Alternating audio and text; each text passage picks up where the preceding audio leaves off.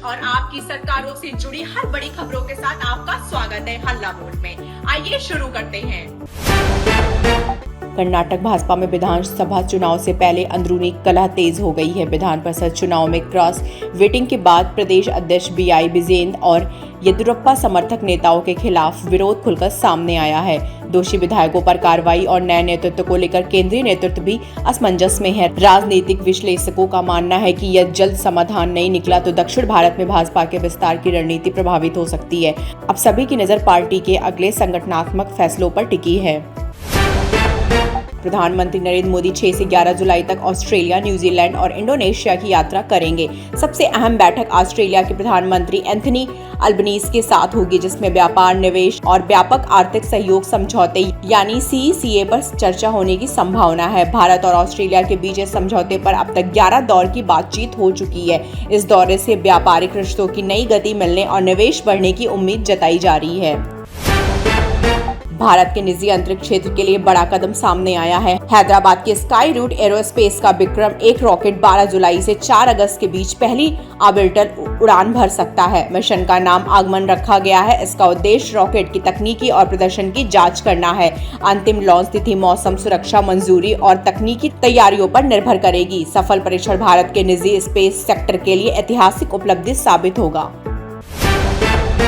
सिक्किम और पश्चिम बंगाल के बीच विकास परियोजनाओं को लेकर महत्वपूर्ण सहमति बनी है। सिक्किम के मुख्यमंत्री प्रेम सिंह तमांग ने पश्चिम बंगाल नेतृत्व से मुलाकात कर परिवहन, आपदा प्रबंधन और बुनियादी ढांचे पर चर्चा की। बैठक में सिलीगुड़ी में स्वास्थ्य भवन निर्माण, सिक्किम की टैक्सियों के परमिट बढ़ाने और तीस्ता नदी में जमा गाद के वैज्ञानिक प्रबंधन पर सहमति बनी। दोनों राज्यों ने भविष्य में बेहतर समन्वय के साथ विकास कार्य आगे बढ़ाने का भरोसा जताया।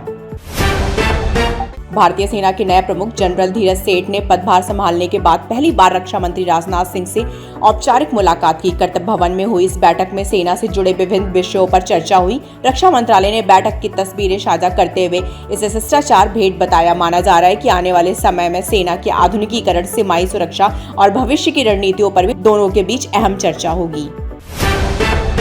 नीति आयोग ने आयुर्वेद को वैश्विक स्तर पर नई पहचान दिलाने के लिए महत्वपूर्ण सुझाव दिए हैं। आयोग की रिपोर्ट में ग्लोबल आयुर्वेद रजिस्टर बनाने और विश्व स्तर पर आयुर्वेद महासंघ स्थापित करने की सिफारिश की गई है। इससे आयुर्वेदिक उत्पादों के निर्यात, मेडिकल टूरिज्म और पारंपरिक चिकित्सा प्रणाली को अंतर्राष्ट्रीय मान्यता मिलने में मदद मिलेगी। सरकार इन सुझावों पर विचार कर रही है, जिससे भारत की पारंपरिक चिकित्सा प्रणाली को बड़ा वैश्विक मंच मिल सकता है।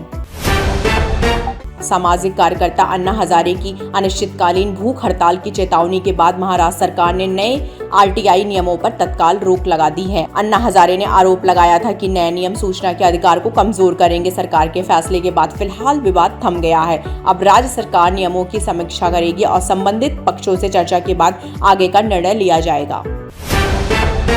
दिल्ली NCR में मानसून की एंट्री के साथ तेज बारिश ने लोगों को भीषण गर्मी से राहत दी है। हालांकि मुंबई में लगातार भारी बारिश से जनजीवन प्रभावित हो गया है, जबकि उत्तराखंड में ऑरेंज अलर्ट जारी किया गया है। कई इलाकों में जलभराव और यातायात प्रभावित होने की खबरें हैं। मौसम विभाग ने लोगों से सतर्क रहने और खराब मौसम के दौरान अनावश्यक यात्रा से बचने की अपील की है। 15 वर्षीय युवा बल्लेबाज वैभव सूर्यवंशी का अंतर्राष्ट्रीय डेब्यू फिलहाल टल गया है। टीम मैनेजमेंट का मानना है कि उन्हें जल्दबाजी में मौका देने के बजाय सही समय का इंतजार किया जाए। दूसरी ओर लगातार खराब फॉर्म से जूझ रहे संजू सैमसन की जगह को लेकर चर्चा तेज हो गई है। इंग्लैंड के खिलाफ आगामी मुकाबले से पहले टीम चयन को लेकर गौतम गंभीर पर नजरें टिकी हैं। अब देखना होगा कि अगले मैच में टीम संयोजन कैसा रहता है। आलिया भट्ट की बहुप्रतीक्षित फिल्म अल्फा रिलीज से पहले ही चर्चा में है। फिल्म की विशेष स्क्रीनिंग में पहुंची आलिया का वीडियो सोशल मीडिया पर तेजी से वायरल हो रहा है। प्रशंसकों में फिल्म को लेकर जबरदस्त उत्साह देखा जा रहा है। अल्फा को बड़े बजट और दमदार एक्शन के साथ पेश किया जा रहा है। अब सभी की नजर फिल्म के बॉक्स ऑफिस प्रदर्शन और दर्शकों की प्रतिक्रिया पर टिकी हुई है। खबरों का सिलसिला यूं ही जारी रहेगा। आप देखते रहिए हल्ला बोल। मैं हूं प्रीति सिंह। नमस्कार।